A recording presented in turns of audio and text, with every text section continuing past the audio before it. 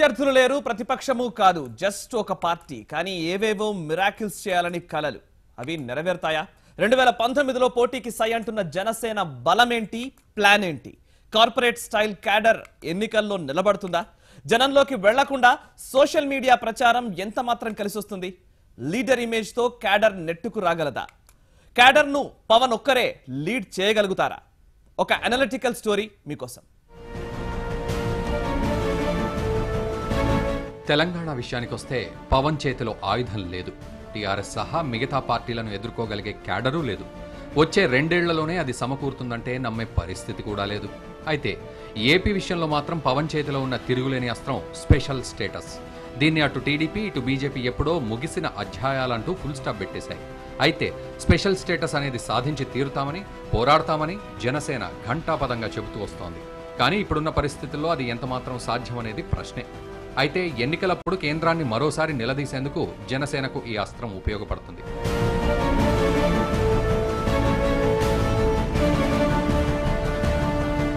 పవన్ చేతిలో మరో అస్త్రం కాపు ఉద్యమం. ఏపీ ప్రభుత్వం కాపులను బీసీల్లోకి చేర్చుతామని మాటిచ్చింది. దాన్ని నెరవేర్చలేదు. దీంతో తుని ఘటన, ముద్రగడ దీక్ష లాంటి ఉద్రిక్త పరిస్థితులు తలెత్తాయి. ఆ తర్వాత పలుమార్లు కాపు ఉద్యమం కదం తొక్కింది. ముద్రగడకు చిరంజీవి, బొత్స, దాసరి లాంటి పలువురు నేతలు మద్దతు పలికారు. వచ్చే ఎన్నికల్లో ముద్రగడ లాంటి నేతలు జనసేనకు మద్దతు పలికితే అది పార్టీకి ప్లస్సే.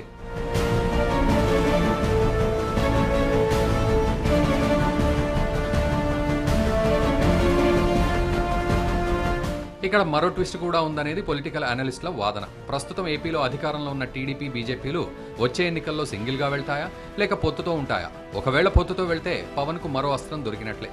ప్రత్యేక హోదా ఇస్తామని తిరుపతి వెంకన్న సాక్షిగా, రాజ్యసభలో వెంకయ్య సాక్షిగా హామీలు ఇచ్చారని, ప్రధాని మోడీ, ఏపీ సీఎం చంద్రబాబు వీటిని పక్కన పెట్టేశారని, ప్యాకేజ్ అంటూ పాచిపోయిన లడ్డూలు ఇచ్చారని గతంలో పలుమార్లు విమర్శలు గుప్పించారు పవన్. జల్లికట్టు స్ఫూర్తితో ఉద్యమాలు కూడా చేయాలంటూ అప్పట్లో పిలుపునిచ్చారు. దానికి స్పందన కూడా వచ్చింది.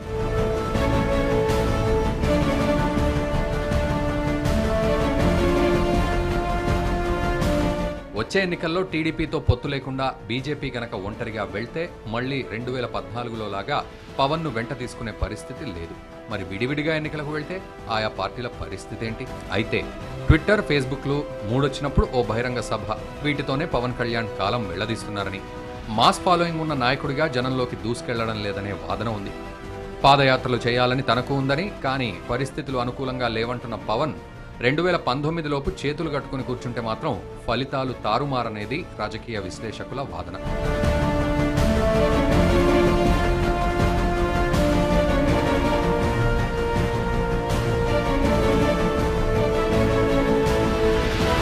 పవన్ ను పరిణితి లేని నేతగా కొందరు అభివర్ణిస్తున్నారు. మరికొందరు అసలు సోషల్ మీడియాలో 2-3 ప్రెస్ మీట్లలో కనబడే పవన్ 2019కి కూడా ప్రిపేర్ అవ్వలేదంటున్నారు. ఇంకొందరు పవన్ కు అసలు లెక్కే లేదని, పార్టీ స్థాపించినప్పుడు జాతీయవాదం, భారతదేశ ఔన్నత్యం, ప్రజాస్వామ్యం, భారత్ మాతాకి జై అంటూ మాట్లాడిన పవన్ లెఫ్ట్ పార్టీల ప్రభావానికి లోనయ్యారంటున్నారు. తర్వాత ఉత్తర దక్షిణ ప్రాంతాల మధ్య గీత గీసి మాట్లాడుతున్నారని, ఇది జనసేన జాతీయవాద స్ఫూర్తికి విరుద్ధమని విమర్శిస్తున్నారు. పార్టీ పెట్టిన 2-3 ఏళ్లలోనే పవన్ ఇలా రకరకాలుగా మారడమేంటనేది మరికొందరి వాదన. అసలు ఆయనకు పొలిటికల్ స్ట్రాటజీనే లేదని ఇంకొందరు బహిరంగంగా విమర్శలు చేస్తున్నారు. పవన్ ట్విట్టర్ పులి అని, ఆయన ఏదైనా సోషల్ మీడియాతోనే ముందుకొస్తారు గాని ప్రత్యక్ష రాజకీయాల్లో ప్రత్యక్ష ఉద్యమాలు చేయలేరని ఆరోపిస్తున్నారు. అయితే వీటన్నింటికీ గబ్బర్ సింగ్ చెప్తున్న మాట ఒకటే: రాజకీయాల్లో ప్రక్షాళన, సమాజ స్థాపన కోసమే జనసేన పనిచేస్తుందని, పీఆర్పీ నేర్పిన పాఠాలు ప్రస్తుత రాజకీయ పరిస్థితుల నేపథ్యంలో ప్రతి అడుగుని, ప్రతి కార్యకర్తని స్వయంగా తానే ఎంపిక చేసినట్లు జనసేన వర్గాలు చెప్తున్నాయి. జనరేషన్స్గా, దశాబ్దాలుగా పాలకులు చేసిన తప్పులకి, రాజకీయ వ్యవస్థ దాన్ని నడిపే నాయకులు చేసిన తప్పులకి ఇప్పుడు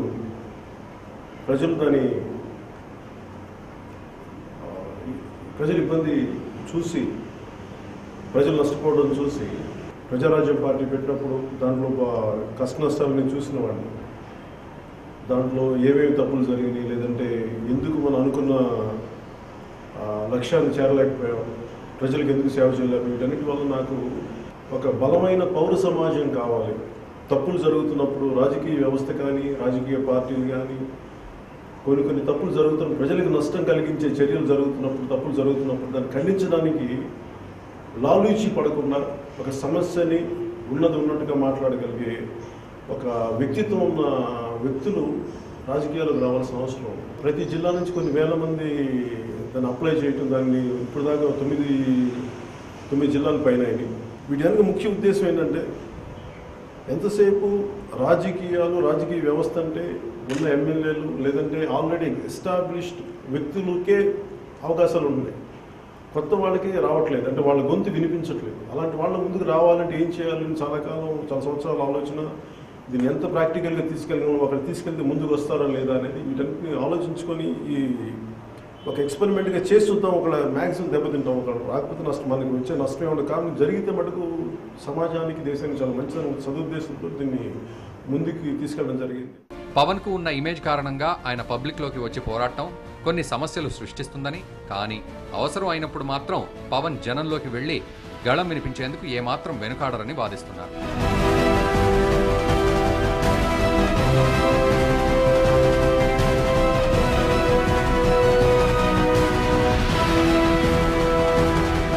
ఇప్పటి వరకు ఉన్న రాజకీయాలను సమూలంగా ప్రక్షాళన చేసే సమున్నత లక్ష్యంతో జనసేనను స్థాపించామని, సిద్ధాంతాల్లో ఎలాంటి మార్పులు ఉండవని పవన్ పలుమార్లు చెప్తూనే ఉన్నారు.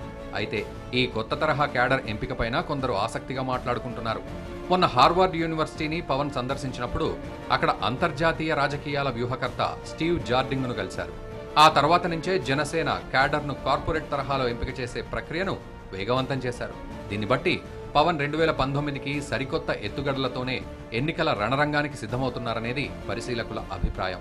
మరి జనసేనాని స్ట్రాటజీ ఏ మేరకు వర్కౌట్ అవుతుందనేది వేచి చూడాలి.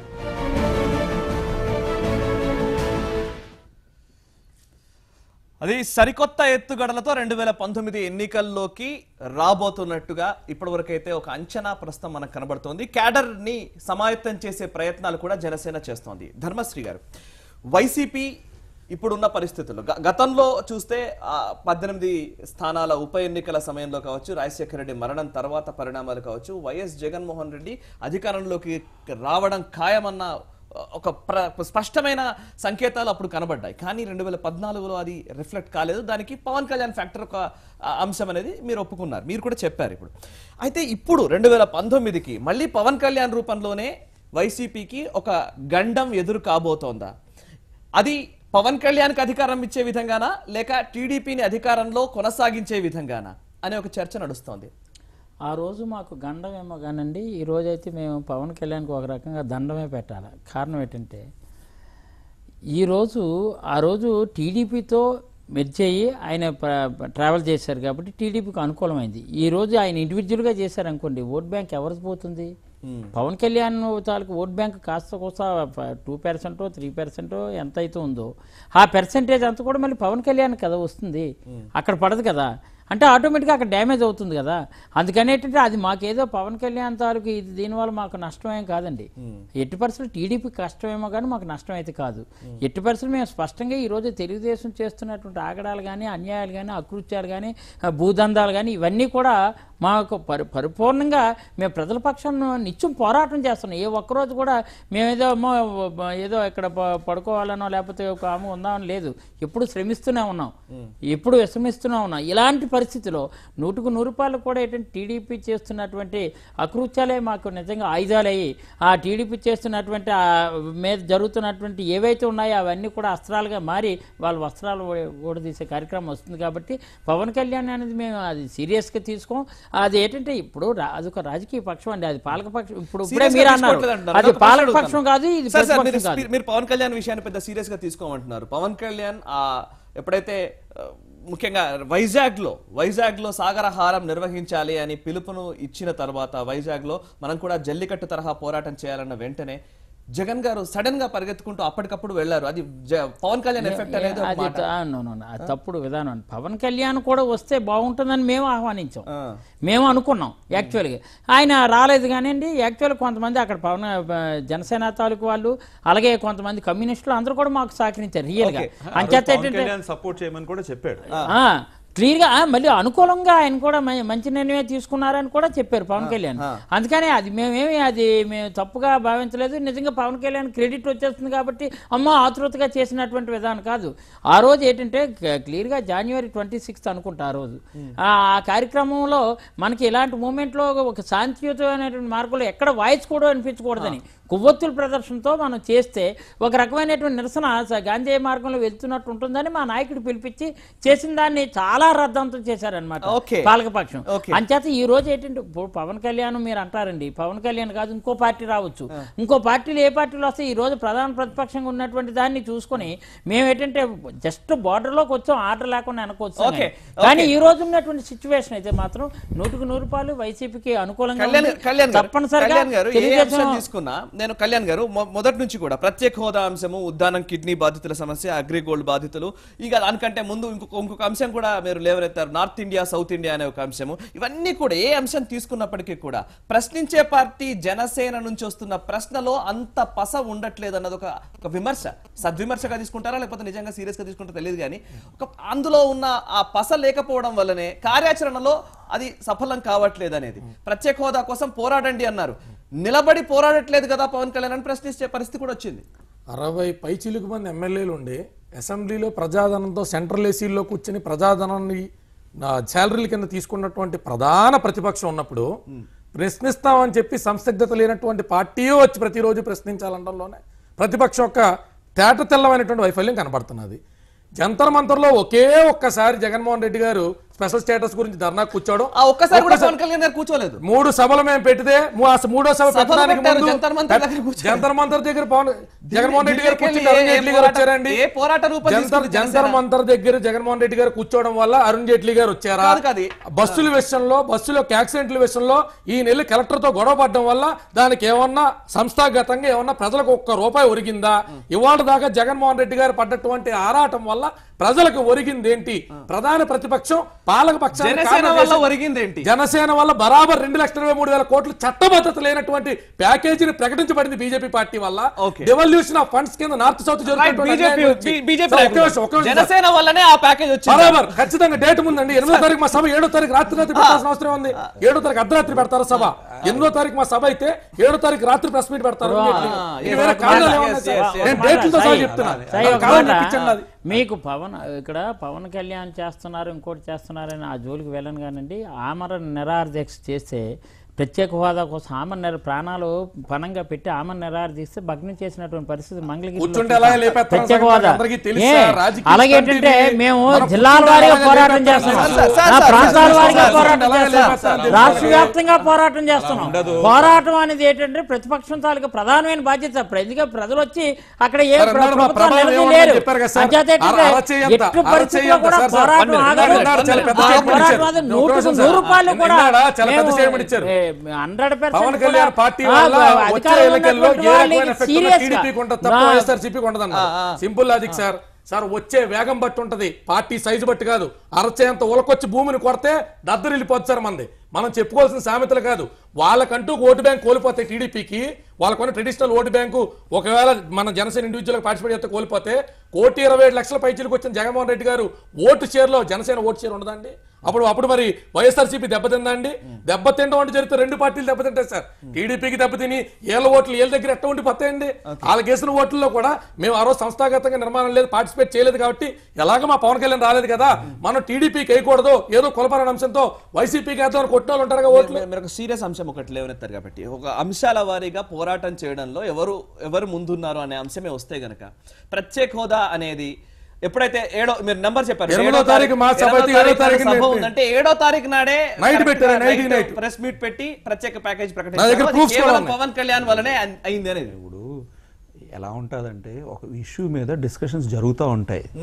ఇప్పుడు అది కంటిన్యూస్ ప్రాసెస్. అది ఇప్పుడు హైదరాబాద్ ఎయిర్పోర్ట్ స్టార్ట్ చేసింది చంద్రబాబు నాయుడు గారు, కంప్లీట్ చేసింది రాజశేఖర రెడ్డి గారు. ఎంజాయ్ చేసి నాది అని అంటే ఎంత అబాస్పాలు. అలాగే ఏంటి మాట్లాడతారు? రీఆర్గనైజేషన్ బిల్లు ఉంది, కోరుకుంటున్నారు, చట్టబద్ధత కావాలన్నారు. దాని చట్టబద్ధత ఉందా లేదా అందరికీ తెలుసు. కంటిన్యూస్ ప్రాసెస్లో డెసిషన్స్ వస్తూ ఉంటాయి. ఒక పక్క ఏమో దానికి చట్టబద్ధత లేదంటే 2 లక్షలు, అది జైట్లీ గారిది. ఆ రోజు చంద్రబాబు నాయుడు పలు దఫాలు అడిగారు, అంత ముందర కూడా అడిగారు. మీటింగ్ పెట్టారు. ఇప్పుడు ఒక్కటి గ్రహించండి, పవన్ కళ్యాణ్ వల్ల అన్ని పార్టీలకి ఇబ్బంది కలుగుతుంది. బట్ పవన్ కళ్యాణ్ ఇబ్బంది పెట్టే విధంగా ప్రజలు ఆకర్షించేబడగా నడవడు కూడా ఇంపార్టెంట్. మెయిన్ మొన్న కాంగ్రెస్ మీటింగ్ పెట్టింది గుంటూరులో స్పెషల్ స్టేటస్కి. రాహుల్ గాంధీ గారు వచ్చారు, పెద్ద మనిషే కదా కాంగ్రెస్ పార్టీకి. దెన్ ఇతరుల అఖిలేష్ యాదవ్ వచ్చారు, సీనియర్ లీడర్ రాష్ట్ర. దెన్ యాదవ్ వచ్చారు, శరద్ యాదవ్ వచ్చారు, ఇంకా ఇతరులందరూ వచ్చారు, రాజా వచ్చారు, అందరూ. నువ్వు సింబాలిక్గా నీకు స్పెషల్ స్టేటస్ ఇంపార్టెంట్ అయినప్పుడు పార్టిసిపేట్ చేయాలా లేదా? నాకు కార్యక్రమాలు ఉన్నాయి అంటే నీకు కార్యక్రమాలు ఇంపార్టెంటా, స్పెషల్ స్టేటస్ ఆంధ్రప్రదేశ్లో లెట్ మీ కంప్లీట్. దెన్ బీచ్లో ఏదైతే స్పెషల్ స్టేటస్ ర్యాలీ తీసినప్పుడు జగన్ గారు వస్తే ఏంటి, లేకపోతే బీజేపీ వస్తే ఏంటి, టీడీపీ వస్తే ఏంటి, నాకు కావాలి, నేను ప్రజా శ్రేయస్ అన్నప్పుడు ఎన్ని ఇబ్బందులు ఉన్నా కూడా రావాలి బయటికి. అప్పుడు రాలేదు. ఈరోజు ప్రశాంత్ కిషోర్ గారు రీజనబుల్ పొలిటికల్ అనలిస్ట్ అవని సజెషన్ అవని అప్పుడు బీజేపీకి సపోర్ట్ చేశారు, తర్వాత కాంగ్రెస్ ఇతరులు. ఆయన క్లియర్ అనాలిసిస్ ఏం చేశారంటే పవన్ కళ్యాణ్ చేసే పాలిటిక్స్ కానీ ఆర్గనైజేషన్ కానీ ఇవంతా it is out of box, not normal way of doing business. So normal way of politics చేస్తేనే గెలుపు వస్తుందా లేదా డౌట్ ఉన్నప్పుడు ఇంకా అవుట్ ఆఫ్ బాక్స్ థింకింగ్ చేసినప్పుడు ఏ విధంగా వస్తారనేది కూడా వేచి చూడాలి ప్రజలు. ఈ రోజు జగన్ గారు కానీ టీడీపీ కానీ ఎవరు రెడీగా లేరు సీట్లు ఇవ్వడానికి, లేకపోతే ఓట్లు ఇవ్వడానికి. లేదంటే ప్రజలు కూడా ఎంత క్లియర్గా ఉంటారంటే పవన్ కళ్యాణ్ గారు క్లారిటీగా మాకు ఏ ఉన్నాయి, ఎజెండా ఏంటి, రోటీ కపడా మకాన్ అని చెప్పి ఇందిరాగాంధీని తీసుకుని వచ్చారు. ఎన్టీ రామారావు 2 రూపాయల బియ్యం మధ్యాహ్న భోజనం అని చెప్పి మేజర్ ఎజెండా, లేకపోతే లిక్కర్ బ్యాన్ అని చెప్పి ఒకసారి చంద్రబాబు. అలా ప్రతి పొలిటికల్ పార్టీకి ఒక మేజర్ ఇష్యూస్ ఉంటాయి. నువ్వు ఏ విధంగా తీసుకుని వస్తావు, ప్రజా శ్రేయస్ ఏం చేస్తావు, అవన్నీ కన్విన్స్ చేస్తేనే ఈ ఓటు శాతం ఉంటుంది. లేకపోతే ఈ సినిమా హీరోకి మనుషులు వచ్చినంత మంది గెలిచేటట్టయితే ఎన్టీ రామారావు ఓడిపోయేవారు కాదు, చిరంజీవి గారు ఓడిపోయేవారు కాదు, ఇంకా చెప్పుకుంటే పోతే అమితాబ్ బచ్చన్ ఓడిపోయేవాడు కాదు. వాళ్ళు గెలిచారు కూడా, ఎన్టీ రామారావు గారు గవర్నమెంట్ ఫామ్ చేశారు. అలా ఎలక్షన్ లో ఓటమి రాదు అంటున్నాను, ఎలక్షన్ లో ఓటమి రాదు. శ్రీరామ్ గారు దివి శ్రీరామ్ గారు, సరే ఇప్పుడు ప్రత్యేక హోదా అనేది ఇంకా ముగిసిన అధ్యాయం అనే మాటని ధృవీకరించేసింది టీడీపీ కానీ బీజేపీ కానీ చాలా సందర్భాల్లో. సరే ప్రత్యేక హోదా అనే అంశాన్ని లీడ్ చేయడంలో అటు కాంగ్రెస్ పార్టీ, ఇటు వైఎస్ఆర్ కాంగ్రెస్ పార్టీ, ఇటు జనసేన 3 పార్టీలు కూడా ప్రత్యేక హోదా కావాల్సిందేనంటూ పోరాడుతున్నారు. అటు కమ్యూనిస్టులతో సహా, కమ్యూనిస్టులతో గొంతు కలిపి జనసేన కూడా ముందుకు వెళ్ళడానికి కొంతవరకు చాలా అంశాల్లో కూడా వెళుతూ ఉన్న పరిస్థితి కనబడుతోంది. ఈ సమస్యల్ని అడ్రస్ చేయడంలో జనసేన పాత్ర గురించి మీరేం చెప్తారు? 2019 వరకు దీన్ని సస్టైన్ చేయడంలో జనసేన ఏ విధంగా ఉంటుందని మీ అభిప్రాయం? ఇప్పుడు ఒక మాట ఉంది, స్పెషల్ స్టేటస్ అనేది ఈజ్ ఏ క్లోజ్ ఐటమ్ అని చెప్పి అందరం కూడా మాట్లాడుతున్నాము. మరో ప్రక్కేమో central government, NDA government Modi గారి ఆధ్వర్యంలో మేము స్పెషల్ స్టేటస్ ఇచ్చినప్పుడు వచ్చిన దానికన్నా ఎక్కువ ఇస్తున్నాం అని చెప్పి అనౌన్స్మెంట్ చేయటం, కొంతవరకు రావటం, ఇంకా రావాల్సింది వీలు ఉండటము, అవన్నీ కూడా జరుగుతూ ఉన్నాయి. ఈ పార్టీలో ఎవరైతే ఆస్తిత్వం పూర్తిగా కోల్పోయిన కాంగ్రెస్ కానీ, ఇప్పుడు అసలు వైఎస్ఆర్ పార్టీకి ఎలాంటి రోలే లేదని కనిపిస్తా ఉంది ఇప్పుడు జరుగుతున్న తతంగం అదంతాను. మరో ప్రక్క ఈ జనసేన, నేను ఇందాకే చెప్పాను, అది ఇంకా అన్నోన్ క్వాంటిటీ. వారు రావాలా, ఫీల్డ్లోకి రావాలా, వారు వచ్చి పూర్తి స్థాయి కనుక వచ్చినప్పుడు వారికి ఇప్పుడు ఆయన ఏంటంటే ఇష్యూ బేస్ మీద ఫైట్ చేస్తున్నాడు. అప్పుడొకటి మాట్లాడుతా ఉన్నాడు. ఇప్పుడే ఫ్రెండ్ ఎవరో చెప్పినారు, ఏది ఆయన చెప్పాడు కాబట్టి ఆయన 8వ తేదీ ధర్నా అన్నాడు, 7వ తేదీ జైట్లీ గారు వచ్చి అనౌన్స్ చేశారు అని. It is not a fact, it is a continuous process. NDA government Modi గారి ఆధ్వర్యంలో బీజేపీ ప్రభుత్వం ఇవాళ ఆంధ్రప్రదేశ్ స్టేట్ కి just because they can't give special status, దానికన్నా ఎక్కువ ఇవ్వడానికి వాళ్ళు పూర్తిస్థాయి ప్రయత్నం జరుగుతుంది. దాంట్లో చంద్రబాబు నాయుడు గారి కన్నా ఎక్కువ ప్రయత్నం చేస్తున్న వాళ్ళు కాదు వీళ్ళు. ఊరికి ఇక్కడ కూర్చొని రోడ్ ఎక్కి మాట్లాడే వాళ్ళు ప్రెస్ మీట్లే కానీ ఆయన ఇన్ని విధాల మోడీ గారితో ఇతర సెంట్రల్ గవర్నమెంట్ తోటి ఫైట్ చేస్తుంది. ఇప్పుడు ఆంధ్ర ట్రెజరీకి ఎంత వచ్చిందో మీకు ఏమైనా అవగాహన ఉందా సార్? ఆంధ్రప్రదేశ్ ట్రెజరీకి బీజేపీ నుంచి ఎంత వచ్చిందో అవగాహన ఉందా సార్ మీకు? 10,738 కోట్ల రూపాయలు మాత్రమే డిక్లేర్ చేసిన 2,65,000 కోట్లలో మన ట్రెజరీకి రకరకాల దఫాల కింద చేరిని 1000 కోట్లు పట్టుబడి మనకి పోలవరానికి రాలా. ఇక్కడ కూర్చున్న వాళ్ళకి అర్హత లేదంటే బీజేపీ ప్రతినిధులకు మాత్రం అర్హత ఉన్నదా? జూలై 6, 2015లో మొట్టమొదటి ప్రెస్ మీట్ జైట్లీ గారు పెడితే మళ్ళీ సెప్టెంబర్ 7, 2016 దాకా పవన్ కళ్యాణ్ గారు గుర్తు చేస్తే కానీ స్పెషల్ ప్యాకేజ్ గురించి బీజేపీ ఎవరిని అడిగి ఓపెన్ చేశారు, ఎవరిని అడిగి క్లోజ్ చేశారు సార్? మాట్లాడితే ముగిసినటువంటి అధ్యాయం చెప్పొద్దు.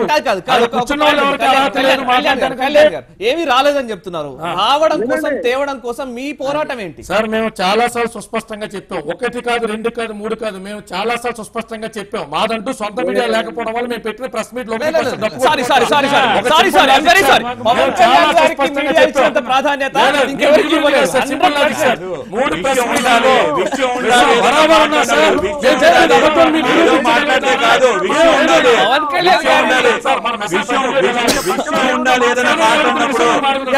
జిఎస్టీ గురించి మాట్లాడేడా, ఎమ్మెల్యేల గురించి మాట్లాడేడా, మినిస్టర్లు వచ్చిన దాని గురించి మాట్లాడేడా, దేని గురించి మాట్లాడాడు పవన్ కళ్యాణ్?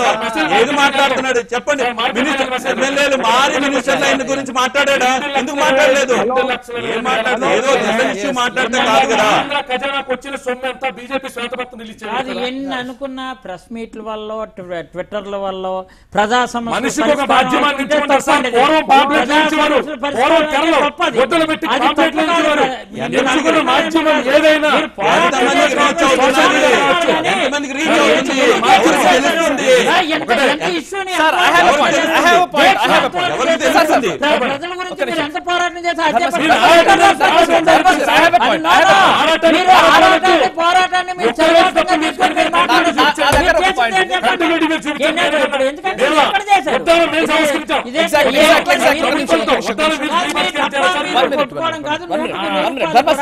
పోరాటం ట్విట్టర్ వాళ్ళు చేస్తే అలా అయితే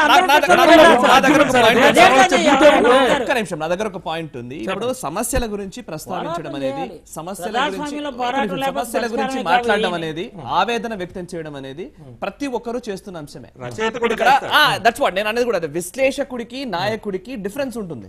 ఆ నాయకుడు ఎన్నికల్లోకి వెళుతున్నాడు, ఒక రాజకీయ పార్టీకి సంబంధించిన ప్రతినిధి అన్నప్పుడు ఇంకో డిఫరెన్స్ ఉంటుంది. ఖచ్చితంగా దీన్ని మీరు అంగీకరిస్తారు. పోరాటం చేయాలి, పోరాటం చేసి మనం సాధించుకోవాలి అన్న మాట పదే పదే పవన్ కళ్యాణ్ గారు చెప్తారు. పవన్ కళ్యాణ్ గారు చేసిన పోరాటం ఏంటని నేను ప్రశ్నిస్తున్నా. నేను 4 అడుగుతాను. పోరాటం అనేది పోరాటం అంటే లీడర్ అన్నవాడు ప్రజలు రోడ్డు మీద తీసుకుని రాకుండా తను పోరాటం చేసి చెయ్యాలి, ఏదైనా సాధించాలి. ఒకటి మినిస్టర్లు వేరే పార్టీ వాళ్ళు గవర్నర్ గారు చేస్తారు, దాని మీద ఒపీనియన్ లేదు. ఓటు నోటు కేసు మీద ఒపీనియన్ లేదు. ఎమ్మెల్యే షిఫ్టింగ్ మీద ఒపీనియన్ లేదు. జిఎస్టీ మంచా చెడా అన్నది కూడా ఒపీనియన్ లేదు. రేపొద్దున డివల్యూషన్ ఆఫ్ ఫండ్స్ మంచా చెడా అన్నది తెలీదు. రేపొద్దున ఈ special status special package lateral entry HCU issue almost కనుమరుగైపోతున్న సందర్భంలో నెక్స్ట్ ఇయర్ మాట్లాడారు. సంవత్సరం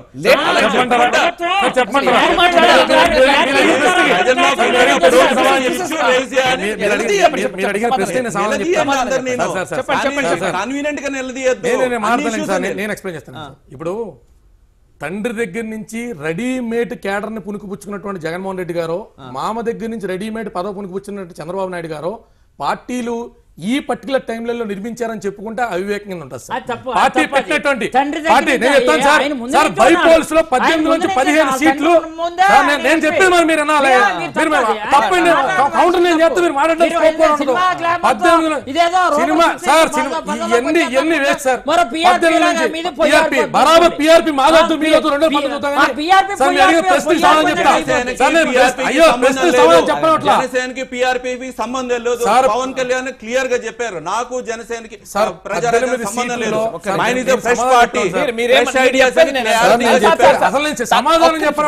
చెప్పిన దాంట్లో కాంట్రాడిక్టరీ ఉంది కాబట్టి అడుగుతున్నాను సార్. ప్రజారాజ్యం కానీ లేకపోతే ఇప్పుడు మీరు తీసిన అంశమే జగన్ గారికి ఎవరి నుంచి వచ్చిన క్యాడరు లేదా తండ్రి నుంచి వచ్చిన క్యాడర్ అని, మామ నుంచి వచ్చిన క్యాడర్ అంటున్నారు. పవన్ కళ్యాణ్ గారు స్వయంగా డైరెక్ట్ గా ప్రజాక్షేత్రంలో పుట్టిన వ్యక్తి. పవన్ కళ్యాణ్ గారు చిరంజీవి గారి నుంచి చిరంజీవి గారిని అనుకరించుకున్నారా? చిరంజీవి గారిని జనసేన వాడుకున్నారా? చిరంజీవి గారు ఉన్నారా లేదా?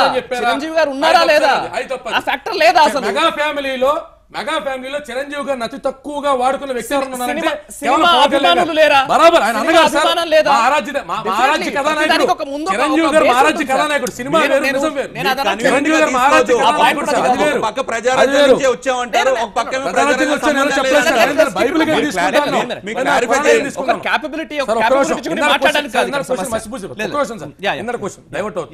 సార్. ఇప్పుడు వైసీపీలో కానీ బీజేపీలో కానీ టీడీపీలో కానీ మనం జనాన్ని రోడ్డు మీద తీసుకెళ్లిన తర్వాత కార్యకర్తలు ఏదైనా ఇబ్బంది ఎదుర్కొంటే సాయంత్రానికి వాళ్ళకంటూ ఒక లీగల్ సెల్ ఉన్నది, సాయంత్రానికి వాళ్ళకంటూ ఒక కాన్స్టిట్యూషనల్ బ్యాక్గ్రౌండ్ ఉన్నది, వాళ్ళ కార్యకర్తలను కాపాడుకుంటాం. 13 సంవత్సరాల క్రితం పెట్టినటువంటి టీఆర్ఎస్ పార్టీ పెన్ డౌన్ లాంటి కార్యక్రమాన్ని చేయడానికి 8 సంవత్సరాలు టైం తీసుకుంది. జనాలను రోడ్డు మీద తీసుకురావడానికి ముందు పార్టీ నిర్మాణం లేకుండా కార్యకర్తలను తీసుకొస్తే వాళ్ళు ఎక్స్ప్లెనేషన్ యా ఐ అండర్స్టాండ్ కరెక్టే. లీగల్ సెల్ కానీ ఇంకోటి కార్యక్షేత్రంలోకి దిగుతాయి. నేను అనేది ఏంటంటే జిఎస్టీ పైన జనసేన స్టాండ్ ఏంటి సార్? జిఎస్టీ ఎందుకు కనీసం ట్విట్టర్ ద్వారా స్పందించలేదు? జిఎస్టీ కాదు, మంత్రి కార్యవర్గం మంత్రులు మారినటువంటి విషయం కానించి టీడీపీ వాళ్ళ ఒక రాజకీయ పార్టీగా నేను ఎందుకు అడుగుతున్నానంటే పవన్ కళ్యాణ్ గారు ఒక సినీ హీరోగా చూసినట్లుంటే సినీ హీరోగా వ్యక్తిగత విషయం అనుకుని ఊరుకుంటాం. వినండి అంటే ఎప్పుడు ఏ అంశాన్ని స్పందిస్తున్నారన్న దగ్గర వస్తే అన్ని అంశాలు స్పందించాలని ప్రజలు ఎక్స్పెక్ట్ చేస్తారు. అందుకనే ఆ ప్రశ్న అడుగుతున్నాను సార్. మీకు పొలిటికల్ ఇష్యూస్ మీద ఇవాళ దాకా పవన్ కళ్యాణ్ గారు ట్వీట్ పెట్టినటువంటి అంశాలు మీరు ట్వీట్లన్నీ తీసుకుంటే ఒక్క బీజేపీ స్పెషల్ స్టేటస్ విషయంలో కానీ రోహిత్ వేముల విషయంలో కానీ ఇలాంటి 3-4 అంశాలకు మించి మిగతా ట్వీట్ పెట్టిన అలా కూడా ఒక కేస్ స్టడీ మా దగ్గరికి వస్తే వద్దానం కానీ యూనివర్సిటీ విద్యార్థులు కానీ గ్రూప్ 2 ఎగ్జామ్స్ పోస్ట్ పోనింగ్ కానీ అంటే ఇది మనం ఖచ్చితంగా మాట్లాడితే only Pawan Kalyan charisma is enough till to the extent of issue. When we are talking about GST, when we are talking about Mantrivarga Vistarna, when we are talking about any such issues, a party whole-fledged cadre is important. ఒక మనిషి individual గా opinion చెప్పలేకపోతున్నారు.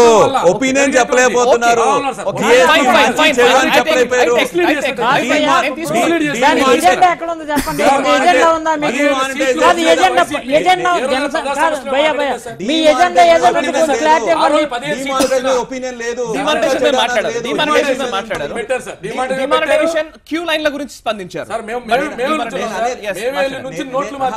అనేది ఏంటంటే agenda లేకపోతే sustain అవ్వడం కష్టం. ఏదో చేసింది ఒక మాట మూమెంట్ లో ఉండాలి. మీరు ఒక కామెంట్ సరిపోదండి, దాని మూమెంట్ కామెంట్ అన్నా చేయమంటున్నాను. దివాకర్ రెడ్డి వైజాగ్ ఎయిర్పోర్ట్ ఇష్యూ మీద కామెంట్ చేయమనండి. ఎన్నో వైజాగ్ భూ కబ్జా అయింది, దాని మీద కామెంట్ చేయమనండి. మియాపూర్ దాని మీద కామెంట్ చేయమనండి. ఎందుకంటే తెలంగాణ కూడా ఇంపార్టెంట్ అన్నప్పుడు 583 ఎకరాలు మిస్లీడ్ అయితే పేపర్లు పోయిన ఉదంతం మీద 3 డిబేట్లలో మా పార్టీ హైయెస్ట్ వాయిస్ వినిపించింది. మా పార్టీ అధినేత మాట్లాడలేదనేటువంటి విషయం మీరు మాట్లాడుతున్నారు. మీరు ఒక మాట అన్నారు పవన్ కళ్యాణ్ మాటల్ని మీడియా పెద్దగా అంత ప్రాచుర్యం మాట్లాడలేదు సార్. మేము చాలా తప్పని నేను అంటున్నాను. పవన్ కళ్యాణ్ గారు ట్వీట్ చేసిన రోజంతా చర్చ నడిపిన మీడియాలో స్పందిస్తే అదే మంచి ఐడియా అనుకోవడం తప్పండి. మీడియాలో స్పందిస్తే అదే మంచి ఐడియా అనుకోవడం తప్పు. ఏ ఒక కామెంట్ చేస్తే అది మూమెంట్ అనుకోవడం తప్పు. కామెంట్ వేరు, మూమెంట్ వేరు, మీడియా వేరు, ఐడియా వేరు. అది దయచేసి మీరు అర్థం చేసుకోవాలి. ఏదో ఒక మాట చెప్పిస్తాం, ఒక కామెంట్ చేస్తాం, సో ఇష్యూని సార్ట్ అవుట్ చేస్తాం అనుకోవడం తప్పు.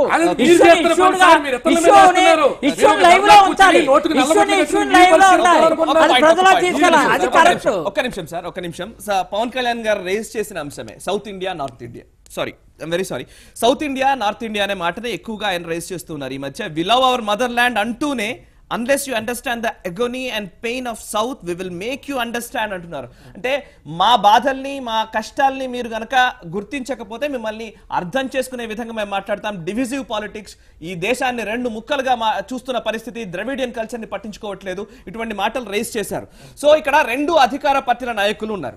ఒకసారి ఈ అంశం నిజంగా అధికారంలో ఉన్న పార్టీలు కూడా ఆ దిశగా ఆలోచిస్తున్నాయి కనుక్కుందాం. సమారావు గారు వినిపిస్తుందా? సార్ సమ్మారావు గారు, south India north India, south కి ప్రాధాన్యత లేదు, ద్రవిడియన్ కల్చర్ పైన అసలు ఎవరికి అవగాహన కూడా లేదు. ఈ అంశం ఒక దేశాన్ని విచ్ఛిన్నం చేసే పరిస్థితుల్లో ఇప్పుడు కేంద్ర అధినాయకత్వం ఉందనేది పవన్ కళ్యాణ్ గారి భావన. మీరు దాన్ని అబ్జర్వ్ చేస్తున్నారా? మీరు కూడా దాన్ని కరెక్టే అంటారా? దాన్ని కరెక్ట్ అనడానికి లేదు, దాన్ని తోసిపుచ్చడానికి లేదు. ఎందుకనంటే తను ఇప్పటి వరకు ఇంకా పూర్తి స్థాయిలో బయటికి రాలేదు. అది జాతీయ పార్టీయా ప్రాంతీయ పార్టీయా, ఎన్నికల్లో పోటీ చేస్తాడా, పోటీ చేయడా, ప్రభుత్వానికి వస్తాడా, రాడా, పరిపాలన చేయగలుగుతాడా, ఇవన్నీ ఇంకా సందిగ్ధమైనటువంటి అనుమానాలు ఉన్నటువంటి పరిస్థితులు. సరే, ఆయన ఒక ప్రజాస్వామ్యంలో రాజకీయ పార్టీ పెట్టుకోవడానికి అన్ని రకాల అర్హతలు ఆయనకు ఉన్నాయి, పార్టీ పెట్టుకోవచ్చు. రావచ్చు. అంతిమ న్యాయ నిర్ణేతలు ప్రజలు. ప్రజలు ఎప్పుడైతే ఆదరిస్తారో స్వీకరిస్తారో అప్పుడు అవకాశం ఉంటది. ప్రధానంగా సరే జాతీయ రాజకీయాలకు వచ్చినప్పుడు నార్త్ సౌత్ అని మాట్లాడేదానికంటే ముందుగా అసలు సౌత్ స్థాయి లోపల జాతీయ పార్టీగా ఆయన మొత్తం దేశం అంతా చేసి పోరాటం చేసి ముందుకు రాగలిగితే మన సౌత్ నుంచి ఒక పెద్ద బ్రహ్మాండమైన జాతీయ నాయకుడు వచ్చిందని స్వాగతిస్తాం. దాంట్లో అనుమానం లేదు. కానీ ఇక్కడికి వచ్చేసరికి తెలంగాణ కాడికి వచ్చేసరికి మాత్రం సరే చాలా ఉనికిని నిలబెట్టుకోవడం కూడా కష్టమైనటువంటి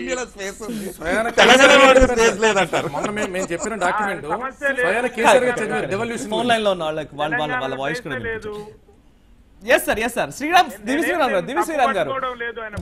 గారు దక్షిణ భారతదేశ నాయకులకు కేంద్ర ప్రభుత్వంలో లేదా ఢిల్లీలో వినిపించే వాయిస్ ని వినిపించే అవకాశం కూడా లేదు అనేది పవన్ కళ్యాణ్ గారి భావన. కరెక్టేనా? మీరు అంగీకరిస్తారా? తెలుగుదేశం పార్టీ ఎన్డీఏలో భాగస్వామ్య పార్టీ. మేము ఇప్పుడు ఒక మాట మేము చెప్పడం కూడా దండగా, ఎందుకంటే మేము నోరు తెచ్చినప్పటి నుంచి అతను ఏదేదో మాట్లాడుతూ ఉంటాడు.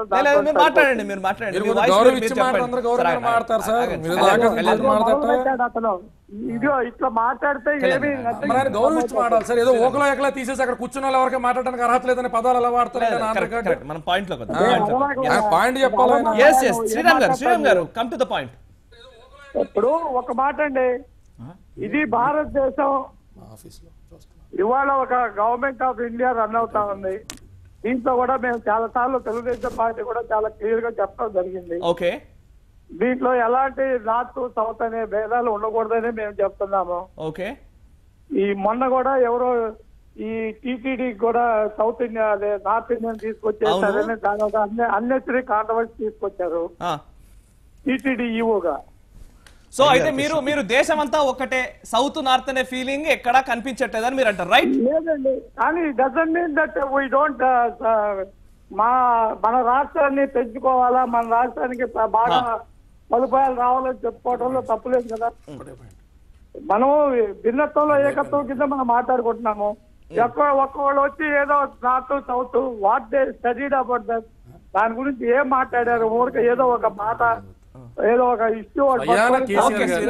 పక్క రాష్ట్ర ముఖ్యమంత్రి స్వయాన పవన్ కళ్యాణ్ గారు 6 నెలల క్రితం నుంచి మొత్తుకుంటున్నటువంటి అంశం గురించి మొన్న అమిత్ షా గారి పర్యటన నిమిత్తం మేము ఇచ్చినటువంటి పేపర్ ని పట్టుకుని చదివారండి ఆయన.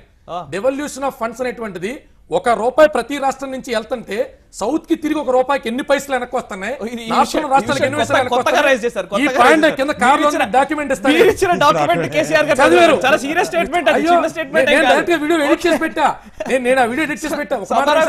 ఎవరిచ్చినా కూడా అలా చదివేరు చూడండి. ₹1కి 42 పైసలు ఆంధ్ర రాష్ట్రానికి, ₹1కి 37 పైసలు తెలంగాణకి వస్తే బీహార్ ఉత్తరప్రదేశ్ కి ₹1కి ₹42 పైసలు ₹47 పైసలు వెళ్తున్నాయి. ఇది డైరెక్ట్ గా కేసీఆర్ గారు ఏంది మీరు మాకు ఇచ్చిందని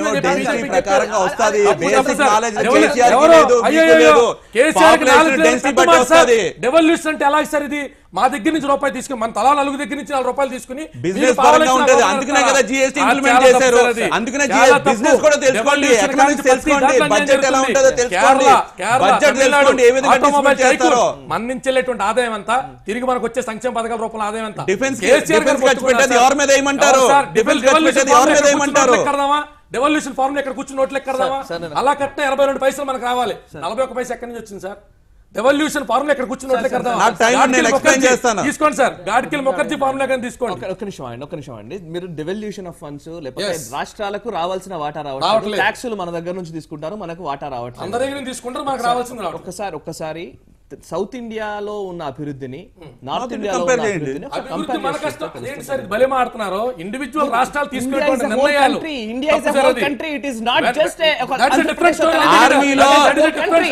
ఆర్మీలో ఒక తెలుగువాడు ఉన్నాడా, ఒక తెలంగాణ ఉన్నాడు, ఎక్కువ శాతం పంజాబ్ అంటాడు, జమ్మూ కాశ్మీర్ వాడు ఉంటాడు. వాడు ప్రాణాలన్నీ అర్పిస్తున్నారు.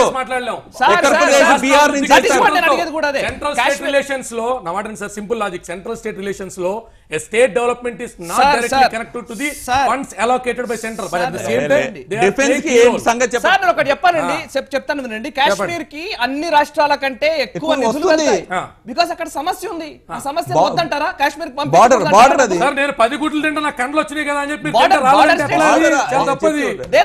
One nation, one nation. Nation మొత్తం ఒకటేనే ఉద్దేశంతో Special status మాట్లాడుతున్నాం కదా. అసలు మళ్ళీ ఇక్కడ argument సౌత్ ఇండియా నార్త్ జరిగింది. Special status ఇండియా argument మీరు జరిగింది చెప్పేది ఏంటి? కల్చరల్ ఆస్పెక్ట్స్ లో ఆ లేదు, అవగాహన లేకపోవడమో లేకపోతే అక్కడ మనల్ని పట్టించుకోకపోవడమో ఇటువంటి ఏమైనా ఉంటే మాట్లాడొచ్చు కరెక్టే. కానీ ఎన్నిసార్లు funds మన రాష్ట్రానికి విషయంలో సంబంధించిన whole నాయకులు country, sir. మాట్లాడారు. ఒక మాట అండి, అంటే యాక్చువల్గా దేశం అంతా ఒకే దీని మీద చూడాలి. మన దేశం భారతదేశం అనేసరికి దేశ సంస్కృతి, దేశ భద్రత, దేశ సమగ్రత, దేశ ఐక్యత ఒకే దీని మీద మనం ఆలోచన చేయవలసినటువంటి అవసరం ఉంది. అది పార్షియాలిటీ అది చూపించడం అనేది అది మంచిది కాదు. కానీ అయితే ఫండ్స్ అలికేషన్లో అనేది రకరకాల ఏ స్టేట్ నుంచి వెళ్తున్నా సరే అక్కడ కేంద్రంలో ఉన్నటువంటి ప్రభుత్వాలు ఏ రాష్ట్రానికి ఏది ఉన్నదో ఫండ్స్ పంపకాల్లో పార్షియాలిటీ ఉందని చెప్పలేం. కానీ ఒక పొలిటికల్ ఆస్పెక్ట్ లో మాత్రం రాజకీయంగా రాజకీయంగా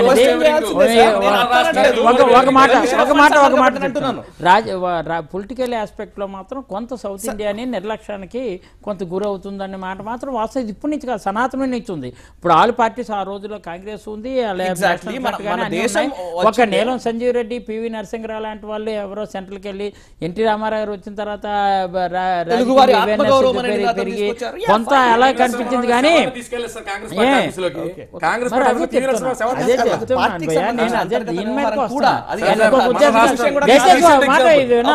అందుకని ఆ పొలిటికల్ పార్షియాలిటీ చూపించి కొంత నిర్లక్ష్యం చేశారేమో. కానీ సౌత్ ఇండియా అనేది సౌత్ ఇండియా ఇప్పుడు ఈ ప్రాంతం నార్త్ ఇండియా సౌత్ ఇండియా ఏంటంటే సహజ నేచురల్ రిసోర్సెస్ ఒక్కో ప్రాంతానికి ఒక్కొక్క విరివిగా ఉంటాయి. ఇక్కడ ఏంటంటే మనకు కావాల్సింది ఏంటంటే ఇక్కడ నదులు ఇవన్నీ ఉంటాయి, అటువైపు ఏమో కొండలు ఇవన్నీ ఉంటుంటాయి రకరకాలుగా. అంచేత ఈ ఆస్పెక్ట్ లో ఆయా ప్రాంతాలు అలా డెవలప్ అవుతాయి. కానీ డెవలప్మెంట్ కానీ ఇక్కడ పొలిటికల్ ఆస్పెక్ట్ లో మాత్రం పార్షియాలిటీ చూపించారు. అది రాకూడదు అనేది మంచి వాదన తప్ప ఫండ్స్ అలొకేషన్ అలాగే కాన్స్టిట్యూషన్ ప్రకారం ఈ దేశం అన్ని రాష్ట్రాల సమాహారం ఫెడరల్ స్ట్రక్చర్ ఉన్న జిఎస్టీ కూడా అన్ని రాష్ట్రాలు ఒప్పుకున్న తర్వాత అన్ని రాష్ట్రాలు ఇంప్లిమెంట్ చేస్తున్నారు.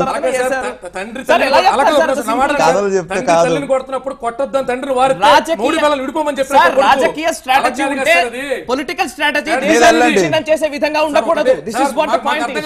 రాజకీయ లబ్ధి కోసం ఇలా విధంగా ఉండకూడదు. Agenda should be one nation. 2014లో మన రాష్ట్రం నుంచి మన ముఖ్యమంత్రి గారు, మన ఆర్థిక శాఖ మంత్రి గారు రైతుల రుణమాఫీకి సంబంధించి 3% ఏదైతే లోన్ వేవర్ ఇంట్రెస్ట్ కేంద్రం చేయాలో దాని గురించి అడిగితే ఆర్బీఐ గవర్నర్ ఇచ్చిన స్టేట్మెంట్ వినిపించమంటారా, కేంద్రం చెప్పిన మాటలు వినిపించమంటారా? మరి అదే లెక్క యూపీలో 873 కోట్లు రిలీజ్ చేసి యోగి ఆదిత్యనాథ్ గారు రాగానే రాత్రికి రాత్రి సొల్యూషన్ అండి మీరు చెప్పాలనుకున్న సొల్యూషన్ అన్ని రాష్ట్రాలకి వర్తిస్తున్నారు. అన్ని రాష్ట్రాలకి వర్తిస్తున్నారు లోన్ వేవర్ ఇంటర్వెన్షన్ అన్ని రాష్ట్రాలకి ఇంటిగ్రిటీ దెబ్బతీయడం సార్. మన మాట మార్కెట్ లోకి వెళ్ళాలి సార్. సీతారాం గారు ఇంటిగ్రిటీ మీరు మాట్లాడుకోండి చెప్తాను నేను. చెప్పండి. ఒకే మాట. ఈయన అన్న యూపీలో ఏదో ఇచ్చారన్నారు, యూపీకి ఇచ్చిన తర్వాత అన్ని రాష్ట్రాలకి ఇస్తున్నారు. రాధామోహన్ గారు ఎవరో చెప్పేశారు స్టేట్మెంట్ చూపించుకోండి. ఏం మాట్లాడతారు? Central government funds loan waiver కి వాడట్లేదు. లోన్ ఇంటర్వెన్షన్ అన్ని రాష్ట్రాలకి వస్తుంది. సౌత్ ఇండియా నార్త్ ఇండియా అనేది ఆ రైవల్టీ తీసుకురావడం ఏ రాజకీయ పార్టీ తప్పండి. నార్త్ ఇండియా సౌత్ ఇండియా అదే rivalry. It is not a proper way. Exactly. But the forces behind you are దాన్ని అనలైజ్ చేస్తున్న వాళ్ళ విశ్లేషణ కూడా చూడాల్సి ఉంటది. ఒక దేశమంతా ఒకటే అంటూనే సౌత్ ఇండియా నార్త్ ఇండియా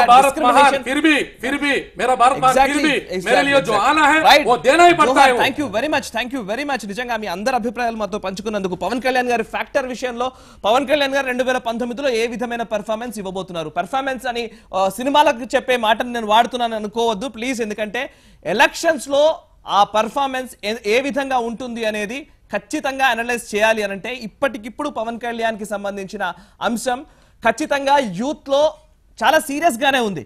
కానీ అది ఓట్ల రూపంలోకి ఎంత మారుస్తారు అనేది ఆయన వ్యవహార శైలిని, కార్యాచరణ ప్రణాళికను బట్టే ఉంటుంది. అంశాలను లేవనెత్తడము, సమస్యల్ని స్వీకరించడము, సమస్యల్ని అడ్రస్ చేయడం మాత్రమే కాదు, పరిష్కార మార్గాలను, ప్రణాళికలను, కార్యాచరణ ప్రణాళికను ఖచ్చితంగా రూపొందించుకోవడం, క్యాడర్ని రూపొందించుకోవడం, ఆ దిశగా ప్రభుత్వాలను ఇరుకున పెట్టడానికైనా లేదా ప్రజల మద్దతు కూడగట్టడానికైనా సరే పవన్ కళ్యాణ్ ఎంతవరకు ముందుంటారు, ఎంతవరకు ప్రజల్ని నడిపిస్తారనేది కాలమే నిర్ణయిస్తుంది. 2019 ఎన్నికల్లో ఎటువంటి రిజల్ట్ ఉంటుంది అనేది, ఆయా పార్టీల వ్యూహాల్ని తట్టుకొని పవన్ కళ్యాణ్ ఎంతవరకు నిలబడతాడు, పవన్ కళ్యాణ్ కంటూ ఉన్న సపరేట్ వ్యూహాన్ని ఎంతవరకు సజావుగా అమలు చేస్తాడనేది కాలమే నిర్ణయిస్తుంది. చూస్తూనే ఉండండి భారత్ టుడే, దేశం కోసం ధర్మం కోసం.